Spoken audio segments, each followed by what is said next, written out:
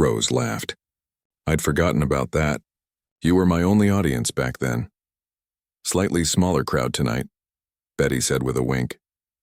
After the family left for their hotel, promising a celebration brunch the next day, Rose sat quietly in her dressing room. The excitement was beginning to fade, leaving exhaustion in its wake. She removed her stage makeup carefully, watching as the glamorous performer transformed back into the grandmother she recognized. A soft knock came at the door. Rose, it's Trevor. Can I come in? Of course. He entered carrying a small gift box and looking uncharacteristically nervous. Gone was the polished star, replaced by a young man who seemed almost shy. You were magnificent tonight, he said. Better than all our rehearsals combined. Thank you, Rose replied simply. It felt right being up there. Trevor nodded. Because it's where you belong. He handed her the small box. This is for you. A thank you gift. Rose opened it carefully. Inside was a delicate silver music box. She lifted the lid and the opening notes of Ave Maria played softly. Oh, Trevor, it's beautiful. Turn it over, he urged. Engraved on the bottom were the words, to Rose, who taught me that it's never too late for music to change a life. With gratitude, Trevor. Rose felt tears threatening again. I don't know what to say. You don't need to say anything. But I do. Trevor sat beside her. Rose, I want you to come on tour with me. She stared at him in shock. Tour at my age?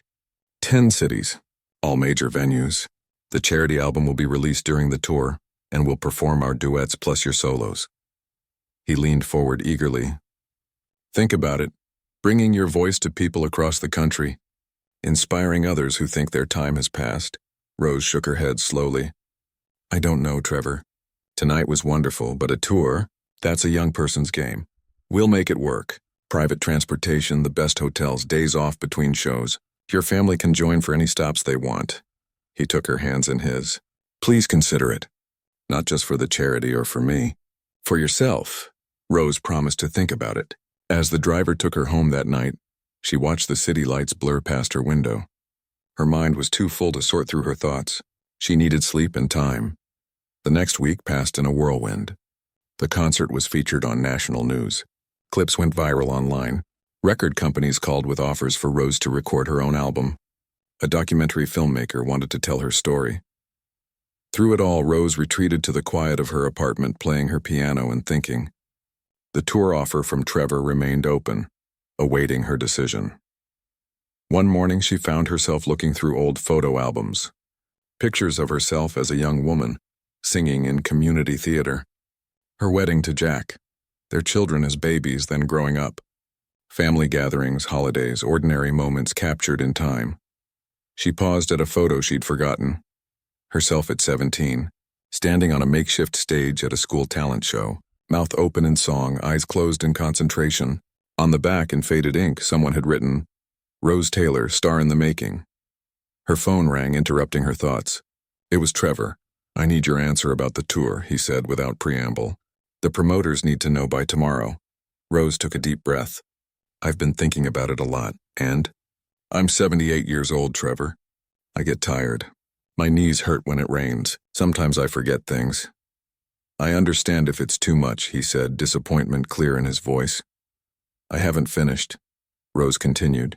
I'm 78, and for most of those years I set aside a dream because other things mattered more. I don't regret that choice. I loved my life with Jack, my children, my simple days. She touched the old photograph gently. But now I've been given this unexpected chance. And I keep thinking about something my husband used to say. Life's too short for second guessing, but it's just long enough for second chances. Trevor was quiet on the other end of the line. Does that mean? It means yes. I'll come on tour with you. His whoop of joy made her laugh. Really, you'll do it? That's fantastic. You won't regret it, Rose, I promise. After they hung up, Rose went to her piano. The silver music box sat atop it, gleaming in the morning light. She opened it, letting the melody of Ave Maria fill her apartment. Then she sat and began to play, her fingers finding the notes of the song Trevor had written for her. She sang softly, her voice warming as the words flowed. Words about dreams deferred but not forgotten, about it never being too late to become who you might have been. When she finished, Rose looked at Jack's photo on the piano. Well, old man, looks like I'm going on tour. Can you imagine? She smiled, almost hearing his laughter. Me, Rose Jenkins from Oakwood Avenue, performing in concert halls across the country. She closed the piano lid gently. Tomorrow there would be contracts to sign, plans to make, a new chapter to begin. But for today, Rose was content to sit with the knowledge that life could surprise you at any age. That a moment of mockery could transform into a path to fulfillment. That sometimes when you least expect it, the world finally stops to listen, and when it does, you'd better be ready to sing. Rose felt tears threatening to spill. Thank you for coming all this way. Wild horses couldn't have kept us away, Betty said, her voice thick with emotion. My big sister, the star. After they left to take their seats, Rose stood alone before the mirror. The hair and makeup team had worked wonders. She looked elegant, sophisticated, a far cry from the ordinary grandmother who had raised her hand in an audience just over a month ago. Another knock, gentler this time. 5 minutes, Mrs. Jenkins, a stage manager called. Rose took a deep breath and opened the door. Trevor stood waiting in the hallway, handsome in a classic black suit. Ready for this? He asked, offering his arm. Rose placed her hand on his sleeve, feeling the fine fabric beneath her fingers. Ready as I'll ever be. Together they walked toward the stage, the sound of the audience's murmur growing louder with each step. Remember, Trevor said quietly, just like we practiced. And if your voice gives out, I'm right there with you. Rose nodded, her heart racing. The stage lights beckoned, bright and warm. The first chords of music began to play. Ladies and gentlemen, the announcer's voice rang out. Please welcome Trevor Clark and Rose Jenkins. As they stepped into the light, the audience erupted in applause. Rose blinked against the brightness, unable to see individual faces but feeling the energy of 2,000 people waiting to hear her sing. In that moment, all her doubt fell away. Whether her voice was perfect or not didn't matter anymore. She was here. She had made it to the stage she'd dreamed of as a girl. Trevor squeezed her hand once before moving to his position. Rose took her place at the microphone, the spotlight warm on her face. And then she began to sing. The first notes flowed from Rose's lips like water, clear, pure, and seemingly effortless. Any trace of her earlier vocal troubles had vanished in the moment that mattered most. The theater fell silent except for her voice, which filled every corner of the grand space. She began with Ave Maria, the song that had started everything. As she sang, memories flashed through her mind. Standing nervously on that television stage, seeing Trevor's smirk transform to awe, the beginning of this unexpected journey. Now her voice was stronger, more confident. She knew who she was and why she was here. When she finished the final note, the audience erupted in applause. Rose could make out her family in the third row, Robert on his feet clapping wildly. She smiled, warmth spreading through her chest. Trevor joined her for the next song, their duet, the classical and contemporary blend they had crafted together. Their voices wove around each other, Rose's pure soprano providing the foundation for Trevor's more modern style. On stage, they moved together with the easy synchronicity that comes from hours of rehearsal and genuine musical connection. During Trevor's solo in the middle section, Rose had a moment to catch her breath and look out at the audience. The sea of faces stared back, many with tears in their eyes. She saw people her age, middle-aged adults, teenagers, all united by the music. In that moment, Rose understood something she'd always known but never fully appreciated. Music bridged gaps between generations, between backgrounds, between hearts. As the concert progressed, Rose felt herself growing stronger rather than tiring. Each song seemed to give her energy rather than drain it. By the fourth number, she was taking risks with her voice that she hadn't dared attempt in rehearsal, hitting notes with power and emotion that surprised even Trevor, who flashed her an approving smile mid-performance. For their final song, Trevor had suggested something special, a piece he had written specifically for Rose. It told the story of dreams deferred but not forgotten, of talents hidden but never lost, of second chances that come when least expected. The lyric spoke of Rose's life without naming her, and of all the others like her whose gifts the world had never fully seen. As the last notes faded, Rose felt tears sliding down her cheeks. The audience was on their feet, applauding thunderously. Trevor took her hand and led her forward to take a bow. Ladies and gentlemen, he said into the microphone, The incomparable Rose Jenkins. The applause grew even louder. Rose bowed, overwhelmed by the response. Flowers were brought to the stage, enormous bouquets of roses and lilies. As Trevor handed them to her, he whispered, "They love you." Rose looked out at the standing ovation, at the faces shining with admiration and emotion. "They love the music," she whispered back. "The music and the woman who brings it to life," Trevor insisted. Then, addressing the audience again, "I have an announcement to make. Thanks to your generosity tonight, we've raised over $200,000 for music education in underprivileged schools." More applause, more cheers. Rose's heart swelled with pride. Her unlikely moment in the spotlight would help children discover their own musical gifts.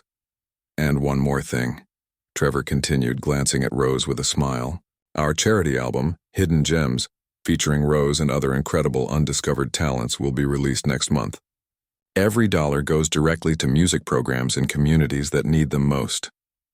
As they took their final bows and left the stage, Rose felt a curious mixture of elation and sadness.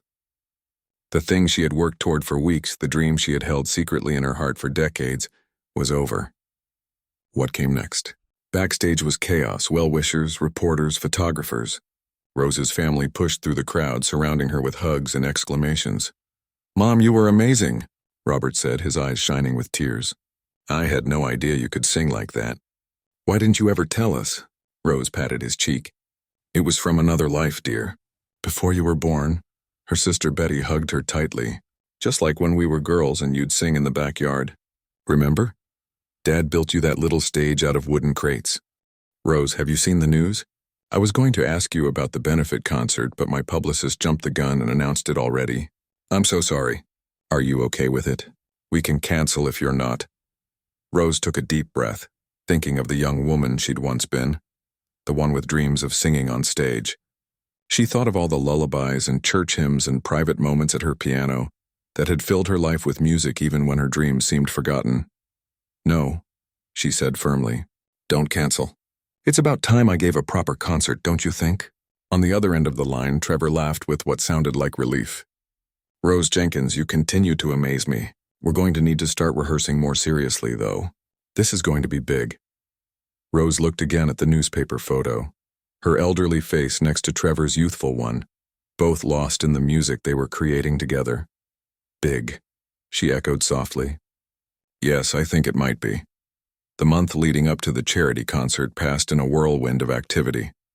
Rose's quiet life transformed completely. Her days, once filled with crossword puzzles and occasional trips to the community center, now revolved around rehearsals, interviews, and fittings for concert attire. "I never thought I'd be shopping for a gown at my age," Rose told Penny as they browsed in an upscale boutique. The shop owner, having recognized Rose from television, hovered nearby, pulling elegant options in deep blues and purples. "You deserve it." "Grandma," Penny said, holding up a midnight blue dress with subtle beading. "What about this one? It matches your eyes." Rose touched the fabric hesitantly. "It's beautiful, but the price tag is not your concern," interrupted a voice behind them. Trevor stood in the doorway of the boutique, sunglasses pushed up on his head. "This is my treat. Part of your performance fee." "I wasn't aware I was getting a fee," Rose said, raising an eyebrow. Trevor grinned. "Well, you are. And a percentage of the album sales, too." "I had my lawyer draw up proper contracts." He handed her an envelope. "No more taking advantage of talent in this industry. Not on my watch."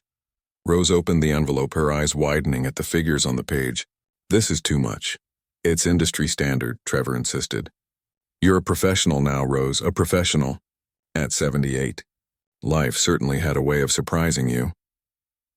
Later that week, during a particularly grueling rehearsal, Rose felt a wave of fatigue wash over her. They'd been practicing for 4 hours straight, and her voice was beginning to show strain. Trevor noticed immediately.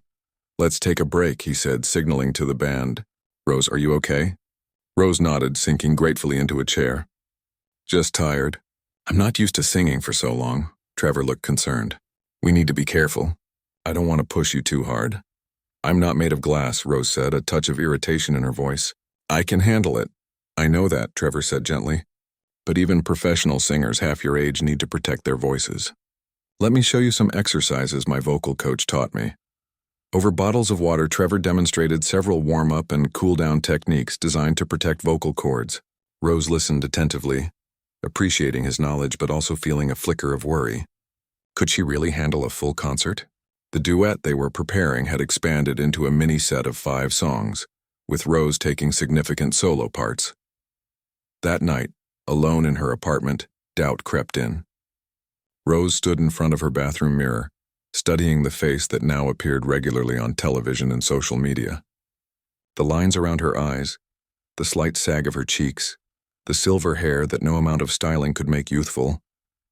"What are you doing, old woman?" she whispered to her reflection. "Playing at being a star at your age?" She thought of canceling, of calling Trevor and telling him she couldn't do it. Then her phone rang. It was her son, Robert, calling from across the country. "Mom," he said when she answered, "I just booked flights for us. The whole family will be there for your concert." "The whole family?" Rose echoed. "Me, Lisa, the kids, and even Aunt Betty is flying in from Florida. We wouldn't miss it for the world." Rose's throat tightened. "That's a long way to come." "Are you kidding?" "My mother performing with Trevor Clark." "The kids are telling all their friends their grandmother is famous." Lisa's already framed that newspaper article. After they hung up, Rose sat at her piano, fingers resting lightly on the keys. Her family was coming. They were proud of her. She couldn't back out now. "Jack," she said to the empty room, "I'm terrified." She could almost hear his voice. "That never stopped you before?" "Rosie." With renewed determination, Rose began practicing the breathing exercises Trevor had shown her. If she was going to do this, she would do it properly. The next few weeks blurred together.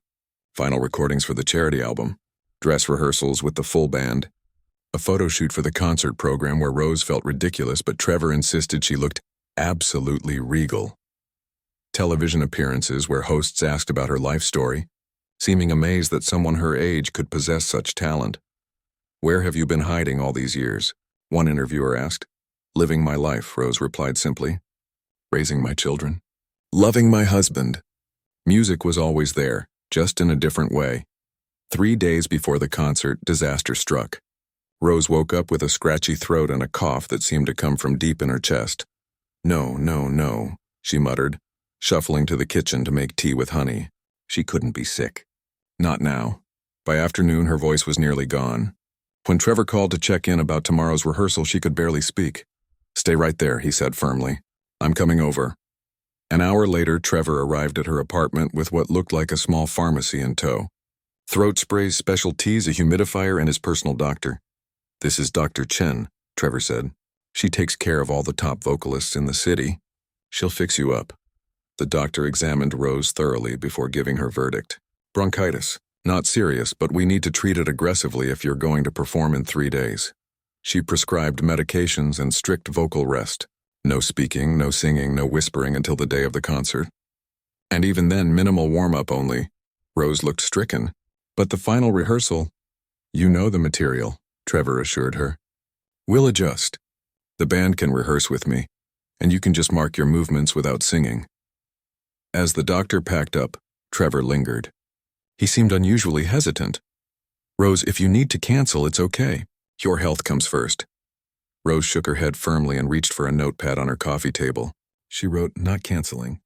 "Too important." Trevor read her note and smiled. "You're one tough lady, you know that?"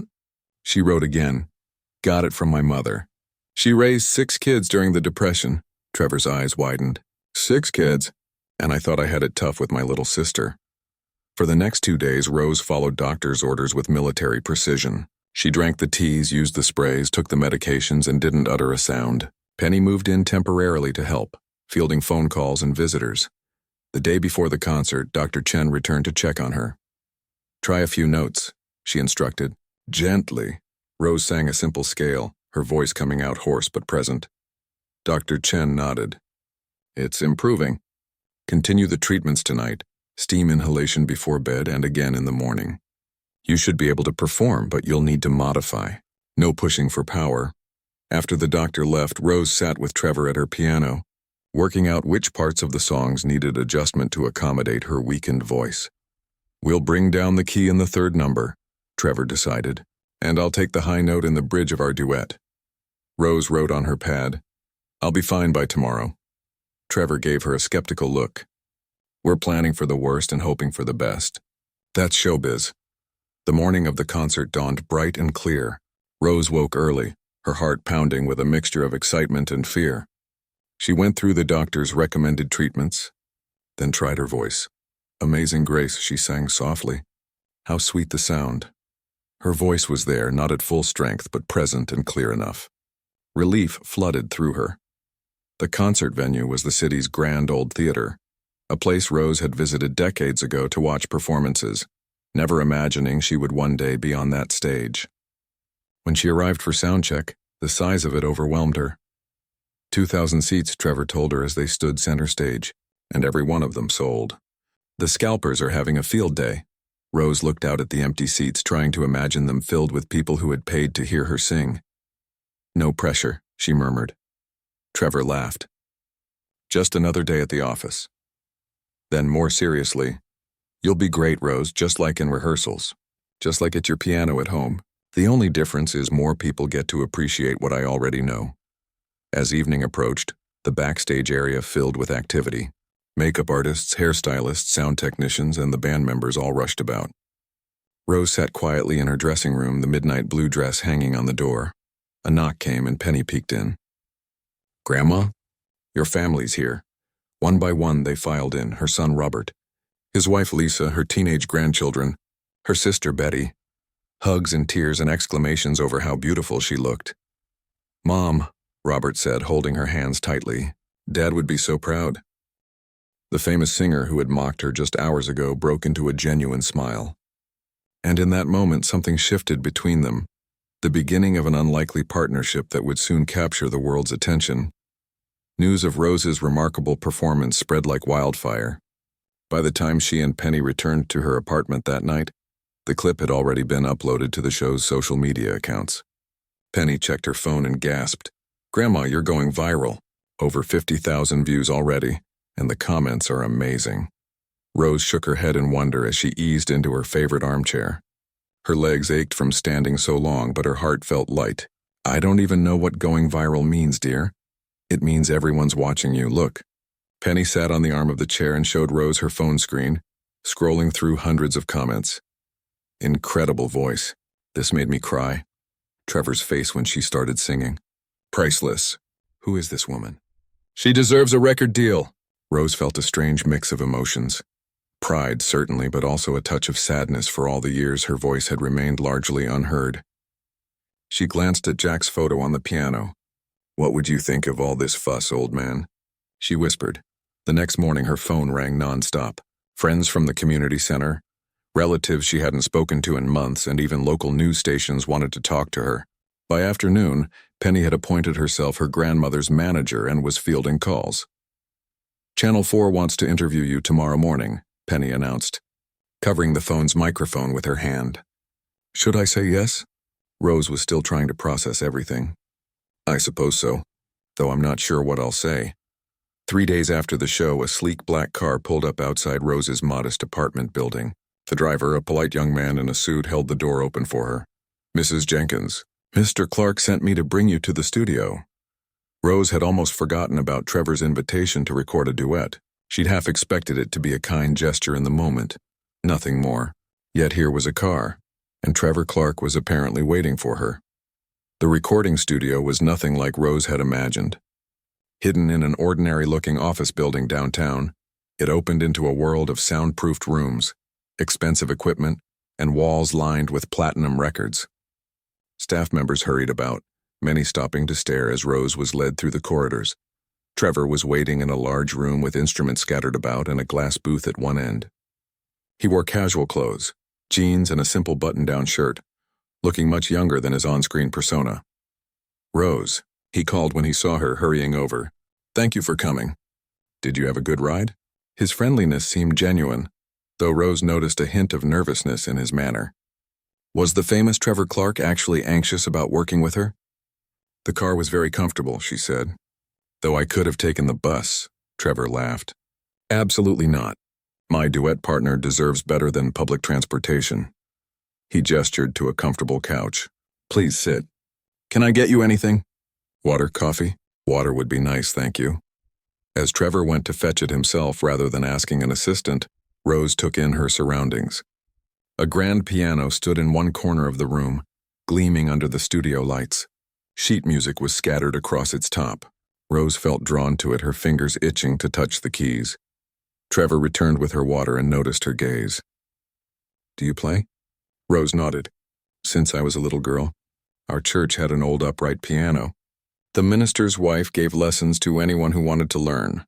Would you like to try this one? It's a Steinway. Best in the world." Rose hesitated only briefly before walking over to the piano. She sat on the bench, feeling its perfect height. She placed her fingers on the keys and played a simple chord. The sound was magnificent, rich and resonant in a way her old home piano could never match. Rose closed her eyes and began to play, losing herself in the music as her fingers remembered a piece by Chopin she'd learned as a young woman. When she finished, she opened her eyes to find Trevor watching her with undisguised admiration. "You're full of surprises, Rose Jenkins," he said softly. "Is there anything you can't do?" Rose laughed. "Plenty. My knees aren't what they used to be and I can't read a thing without my glasses. Now what's this duet you had in mind?" Trevor seemed to snap back to business. "Right. I've been thinking about it nonstop. What if we did a blend of classical and contemporary? Your classical training with my pop style?" He pulled out several sheets of music from a folder and spread them on the piano. "I was thinking of taking Ave Maria, since you sing it so beautifully, and weaving it together with this song I wrote last year about my grandmother." Rose looked at the music, her eyes widening as she read through it. The arrangement was complex but beautiful, intertwining the classical piece with Trevor's modern melody in a way that highlighted both. "This is quite sophisticated," she said. Impressed despite herself, Trevor looked pleased. "I studied music theory at Juilliard before I got famous. Most people don't know that. They think I'm just another pop star who got lucky." Rose gave him a knowing look. "You want people to think that. It's part of your image." Trevor had the grace to look slightly embarrassed. "It sells records. And the rude comments to contestants? The cruel jokes? Do they sell records too?" The room fell silent. Rose hadn't planned to be so direct, but now that she'd started, she found she couldn't stop. "The young man I've seen on television is not the same person who arranged this beautiful music. Why do you hide your talent behind meanness?" Trevor sank onto the piano bench beside her, looking suddenly tired. "The producer of Singing Stars told me early on that nice judges don't get ratings. I was struggling to break through in the industry. The show was my big break." He stared at the keys. After a while, the persona became easier to slip into than fight against. Rose considered him thoughtfully. "And now?" Trevor met her eyes. "Now I'm tired of it. That's partly why this charity album is so important to me. I want to do something real." Rose nodded, understanding more than he knew. "Well then, let's make something real together." Over the next 4 hours, they worked on the arrangement. Rose suggested changes to better suit her voice, while Trevor adjusted parts to create a more powerful blend. They discovered a natural musical chemistry, each understanding the other's intentions almost without words. When they finally recorded a rough version, the sound engineer in the booth gave them a thumbs up through the glass. "That was incredible, guys. The contrast between your voices is magical. Rose, your classical soprano against Trevor's contemporary style. I've never heard anything like it." Trevor played back the recording, and Rose felt a shiver run down her spine as she heard their voices weaving together. Her pure, trained soprano provided a foundation for Trevor's more emotional, raw style. Together they created something neither could have achieved alone. "What do you think?" Trevor asked anxiously. "I think," Rose said slowly, "that Mrs. Patterson would be very proud." Trevor's face broke into a genuine smile. "We'll need to practice more before the final recording next week. Can you come back tomorrow?" Rose hesitated. This was moving so quickly. Yesterday, she'd been an ordinary grandmother. Today, she was recording music with one of the biggest stars in the country. "I have bingo at the community center tomorrow," she said. "I never miss it." Trevor looked briefly surprised, then laughed. "The day after, then?" Rose nodded. "That would be fine."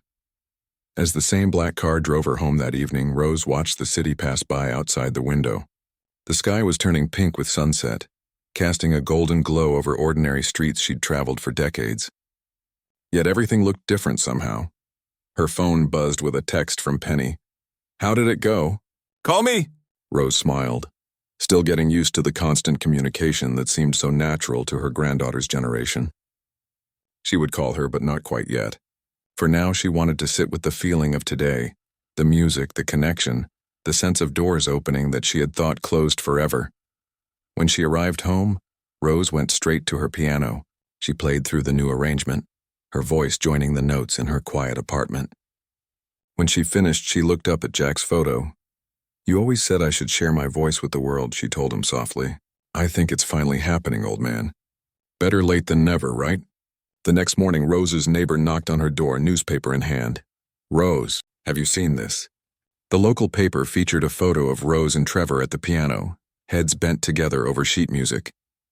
The headline read, "Unlikely duo, pop star and 78-year-old hidden gem collaborate on charity single." Rose took the paper with trembling hands. "Oh my, there's more," her neighbor said excitedly. "Turn on your TV. Channel 4 is talking about you right now." Rose fumbled for the remote and turned on her small television. The morning news show hosts were discussing a viral video, her performance. "The clip has now been viewed over 2 million times," the anchor was saying. And Trevor Clark's announcement that he'll be recording with Rose Jenkins has sparked enormous interest. Tickets for their live charity performance next month sold out in under 3 hours. Rose sat down hard on her couch. "Live performance? What live performance?" Her phone rang. It was Trevor. The moment before Rose began singing had been filled with quiet snickers and whispers. Trevor Clark had leaned toward the judge beside him, making a comment behind his hand that caused several people nearby to laugh. The host had taken a step back, his smile becoming fixed and professional, the kind that television personalities use when they're preparing for an awkward moment. But then Rose's first note filled the theater. The laughter stopped instantly. The whispers died. Even the cameraman, who had seen countless performances, froze in place. Rose's voice was extraordinary, clear and powerful, with a richness that spoke of both technical skill and deep emotion. The Ave Maria began to flow through her, each note perfect and haunting. Her hands, slightly spotted with age, remained calmly at her sides as she sang. Her only movement, the subtle rise and fall of her chest with each perfectly controlled breath. In the audience, Penny sat with her hand pressed against her mouth, tears streaming down her face. She had heard her grandmother sing lullabies and birthday songs, but never like this. Never with this kind of power and beauty. On stage, Trevor's expression had transformed. The smirk was gone, replaced by wide eyes and parted lips. He leaned forward in his chair. All traces of boredom vanished. The other judges looked equally stunned, exchanging glances of disbelief. As Rose reached the middle section of the song, she opened her eyes. The stage lights were bright, but she could make out the sea of faces watching her. Every person in the room was completely still, captivated. She saw Trevor staring at her, his carefully cultivated image of cool detachment shattered by genuine surprise. Rose didn't falter. If anything, seeing their reactions gave her strength. She took another deep breath and continued, her voice soaring to the high notes with the kind of control that professional singers spent years perfecting. The years fell away as she sang. She was no longer a 78-year-old grandmother, but simply a vessel for the music, sharing the gift she had kept mostly to herself for decades. When she finished the final note, letting it fade gently into silence, the theater remained absolutely still for 3 heartbeats. Then the audience erupted. People leapt to their feet, applauding wildly. Some were wiping away tears. The standing ovation washed over Rose like a wave, almost knocking her back with its force. The host hurried to her side, his professional mask completely dropped, revealing genuine awe. "Rose," he said, his voice cracking slightly. "That was—" "I don't even have words." He turned to the judges' table. The 3 judges were standing now too, joining in the applause. All except Trevor, who remained seated, his face unreadable. The host seemed unsure how to handle the situation. This was supposed to have been a light-hearted audience segment, not a moment that outshone the actual contestants. "Well," he said, trying to regain his footing, "I think we'd all love to hear what our judges thought of that incredible performance." "Trevor?" The camera swung to Trevor, who still hadn't moved or changed his expression. The audience quieted, waiting. The moment stretched uncomfortably. Finally, Trevor leaned forward to his microphone. Before you started, he said, his voice unusually quiet, I was going to make a joke about retirement homes and karaoke nights. Rose stood tall, her dignity intact despite the heat of the stage lights and the exhaustion beginning to seep into her bones after such an emotional performance. She did not look away from Trevor's gaze. I was wrong, he continued, and I owe you an apology. A murmur ran through the audience. Trevor Clark never apologized. It was part of his brand, his celebrity persona, the judge who was never wrong, who never backed down. That was one of the most beautiful renditions of Ave Maria I have ever heard, he said, and I've heard it performed by world-class sopranos at the Metropolitan Opera. Rose's hands trembled slightly at her sides, but she kept her composure. Thank you, she said simply. Where did you train? Trevor asked, genuine curiosity in his voice.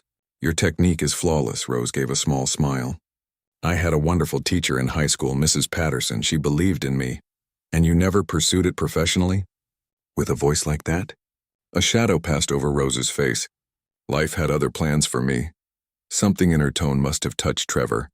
He nodded slowly, as if understanding something beyond her words. The other judges added their praise, but their comments seemed to fade into the background.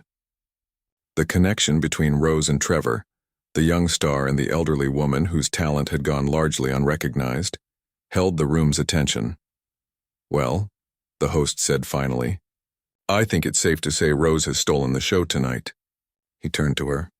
Thank you for sharing your gift with us. As the applause started again, Rose made her way carefully back to her seat. Penny threw her arms around her grandmother as soon as she returned. Grandma, why didn't you ever tell me? You're amazing. Rose patted her granddaughter's hand. It was a long time ago, dear. The rest of the show passed in a blur. Rose felt drained but strangely peaceful. It was as if a weight she hadn't known she was carrying had been lifted. She had finally sung on a real stage with a real audience. The dream of her youth had been fulfilled, if only for a moment. As the taping ended and people began to file out, a production assistant approached them. Mrs. Jenkins? Mr. Clark would like to speak with you if you have a moment. Rose and Penny exchanged surprised glances. Of course, Rose said, wondering what the famous singer could possibly want with her. They were led backstage, past busy crew members dismantling equipment and contestants gathering their belongings. Trevor was waiting in a small green room, still in his performance clothes but with his carefully styled hair slightly mussed, as if he'd been running his hands through it. When they entered, he stood immediately, a courtesy Rose hadn't expected. Mrs. Jenkins, he said, extending his hand. Thank you for agreeing to speak with me. Rose took his hand, noting how much larger and smoother it was than hers. It's just Rose, please. Trevor gestured to the comfortable chairs around a small coffee table. Would you like to sit? I imagine standing on stage took a lot out of you. It still does for me, and I'm half your age. There was no condescension in his tone, only understanding. Rose sat, Penny hovering protectively beside her. This is my granddaughter, Penny, Rose said. Trevor nodded to the young woman. You must be very proud of your grandmother. I always have been, Penny replied, a touch of defiance in her voice. Even before I knew she could sing like an angel. Trevor smiled. Not his camera-ready smile, but something more genuine. Fair enough. He turned back to Rose. I wanted to apologize to you privately as well as publicly. The way I reacted when you came on stage was unprofessional and unkind. Rose waved a hand dismissively. You weren't the first person to underestimate me because of my age, and you won't be the last. That doesn't make it right, Trevor insisted. I should know better. My own grandmother raised me, and she was the strongest person I've ever known. He paused, looking down at his hands. She also never got to pursue her dreams because she was too busy taking care of everyone else. The room fell silent. Rose studied the young man before her, seeing beyond the polished exterior to something wounded underneath. May I ask you something personal? Trevor said finally. Rose nodded. Do you regret it? Not pursuing a career in music when you clearly had the talent? The question hung in the air between them. Penny shifted uncomfortably, but Rose didn't hesitate.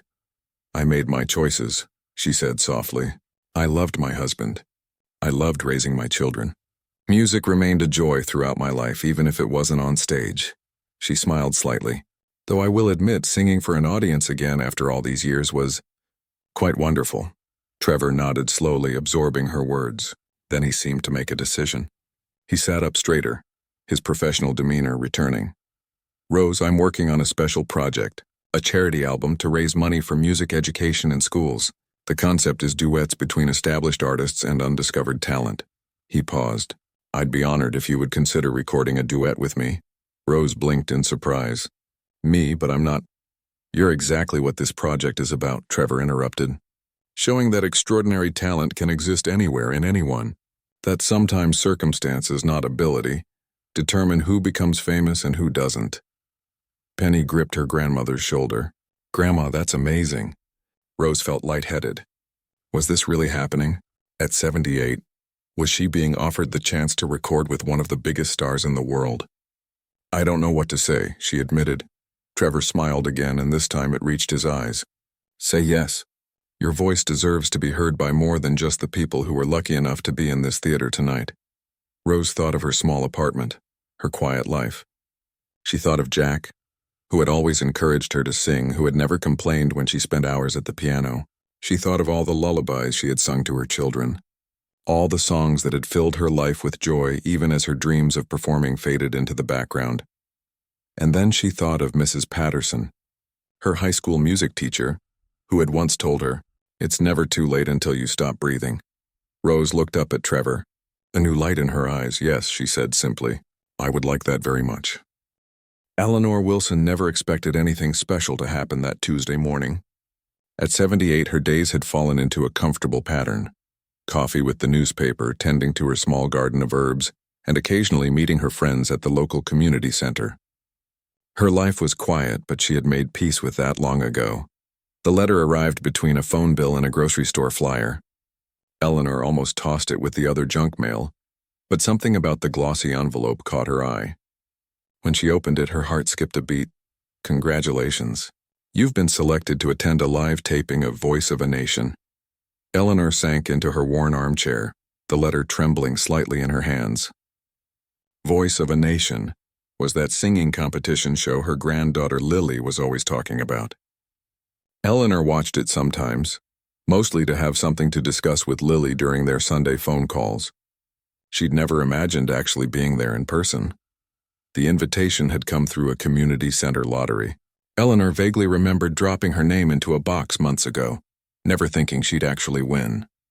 The show was filming a special episode in their city next week, and she had 2 tickets. "Oh my," Eleanor whispered to her empty living room, where framed photos of a life well lived lined the walls. Her late husband Thomas smiled at her from their wedding photo, his eyes crinkling at the corners just the way she still remembered. "What do you think about that, Thomas?" Eleanor reached for her phone to call Lily, but hesitated. Her granddaughter was busy with college now, probably wouldn't want to waste an evening with her grandmother. She scrolled through her contacts, wondering who else might enjoy such an outing. That evening, as Eleanor made herself a simple dinner of soup and toast, the television provided background noise. She nearly dropped her spoon when Blake Reynolds' face filled the screen in a promo for next week's Voice of a Nation episode, the very one she'd be attending. "Don't miss the chance to see music's most brutally honest judge live," the announcer's voice boomed. Eleanor had mixed feelings about Blake Reynolds. His voice was extraordinary, she couldn't deny that. In his performances, she heard echoes of the great tenors she'd admired in her youth. But his behavior on the show often made her wince. He seemed to take pleasure in delivering harsh critiques, making contestants half his age break down in tears. Success had given him an edge of cruelty that Eleanor couldn't understand. "He wouldn't have lasted a day in my choir," she murmured, thinking back to her high school music teacher, Mrs. Daniels, who had been firm but never cruel. Eleanor had once dreamed of becoming a professional singer. Her voice had turned heads since childhood, when she sang in the church choir. Mrs. Daniels had called her a once-in-a-generation talent, and had even helped Eleanor apply to a prestigious music conservatory. The acceptance letter came the same week her father lost his job. With 3 younger siblings at home, Eleanor's college fund went to keeping the family afloat instead. "Life happens," she often told people who expressed pity when they learned this story. She'd married Thomas at 22, had 3 wonderful children, and kept music in her life through community theater and church performances. She had no regrets, or at least that's what she told herself on most days. After dinner, Eleanor found herself at the upright piano that dominated one corner of her living room. Her fingers, slightly stiff with arthritis now, still remembered the familiar patterns. She played a few chords, then began to sing softly, her voice warming up with a simple scale. Despite her age, Eleanor's voice remained remarkable. She no longer had the power of her youth, but years of private practice had refined her technique. She sang mostly for herself these days, and occasionally for the birds that visited her garden. Thomas had been her most devoted audience until his passing 5 years ago. That night, Eleanor dug through her closet, pushing aside practical cardigans and comfortable slacks. Far in the back hung a dress she'd bought for Thomas's retirement party 10 years ago, deep blue with a subtle sparkle, classic in style. She held it up against herself, looking critically in the mirror. This might still work, she told her reflection, with the right scarf to hide these turkey neck wrinkles. The next morning, Eleanor called her friend Helen from the community center. A TV show? Oh, I don't know, Eleanor, Helen said. Those bright lights give me headaches. And all those stairs in those studios. My knees can't take it. After 3 more calls with similar responses, Eleanor sighed and called Lily. Grandma, that's amazing. Lily's enthusiasm bubbled through the phone. I have an exam the next day, but this is Voice of a Nation. I can study on the bus ride home. Count me in. The week passed in a flutter of anticipation. Eleanor found herself practicing more at her piano, her voice gaining strength with each day. She didn't know why. It wasn't as if she'd be singing on the show. Perhaps it was simply the excitement of being close to that world again, even just as an audience member. On the day of the taping, Eleanor dressed carefully. The blue dress still fit, though more snugly than before. She arranged a silk scarf around her neck, applied a touch of lipstick, and pinned her silver hair in a neat twist. Looking in the mirror, she saw glimpses of her younger self, the girl who once thought she might see her name in lights. Lily arrived in a whirlwind of energy, dressed in ripped jeans and a stylish top that Eleanor thought looked slightly unfinished. But her granddaughter's face lit up when she saw Eleanor. Grandma, you look gorgeous. That color is perfect on you. They took a taxi to the converted theater downtown where the show was being filmed. Eleanor felt her heart racing as they joined the line of people waiting to enter. Most were much younger, groups of friends taking selfies, couples holding hands, a few parents with teenagers. Eleanor and Lily were given priority seating due to Eleanor's age, which she found both considerate and slightly embarrassing. I'm not completely decrepit yet, she whispered to Lily, who just squeezed her hand. Their seats were better than Eleanor had expected, about halfway back from the stage, with a clear view. The studio looked smaller in person than it did on television, but the lights were indeed as bright as Helen had feared. The set gleamed with metallic accents and dramatic lighting. A young man with a headset came on stage to warm up the audience, explaining how the taping would work, when to applaud, and letting them know there would be an audience participation segment after the main competition. We like to get you folks involved too, he said with practiced enthusiasm. So if you've ever dreamed of sharing your voice, today might be your lucky day. Eleanor felt a strange flutter in her chest. She glanced at Lily, who was busy texting someone on her phone and hadn't seemed to notice the announcement. The judges were introduced one by one, each receiving enthusiastic applause. When Blake Reynolds strode onto the stage, the audience erupted. He was handsome in person, Eleanor had to admit, tall and confident in an expensive-looking suit, his dark hair perfectly styled. He acknowledged the applause with a practiced wave, his smile not quite reaching his eyes. As the competition began, Eleanor found herself drawn into the performances. The contestants were talented, their stories touching. Blake was harsh with some, surprisingly gentle with others. Eleanor found herself analyzing his critiques, sometimes agreeing, sometimes mentally arguing with his assessments. He's right about her breath control, she murmured to Lily after one performance. But she has a lovely tone he's completely overlooking. Lily looked at her grandmother with surprise. I didn't know you knew so much about technical singing stuff, Grandma. Eleanor smiled. There's a lot you don't know about your old grandmother. As the regular competition portion ended, the host announced the audience participation segment. Who here has a secret talent they'd like to share? It could be your moment in the spotlight. Hands shot up around the studio. Lily nudged Eleanor. You should do it, Grandma. You have an amazing voice. Eleanor shook her head quickly. Oh, no. That's not for me. These old vocal cords are just for the shower these days. But as the host moved through the audience, selecting a few people to come forward, Eleanor felt something stirring inside her, a feeling she hadn't experienced in decades. It was the same flutter she'd felt before performances in her youth, a mixture of fear and exhilaration. "Any more brave souls out there?" the host asked, scanning the audience. Before she could talk herself out of it, Eleanor raised her hand. Lily gasped beside her. "Grandma, really?" The host's eyes landed on Eleanor, and his professional smile widened. "Ah, the lovely lady in blue. Come on down." Eleanor felt as if she were moving in a dream.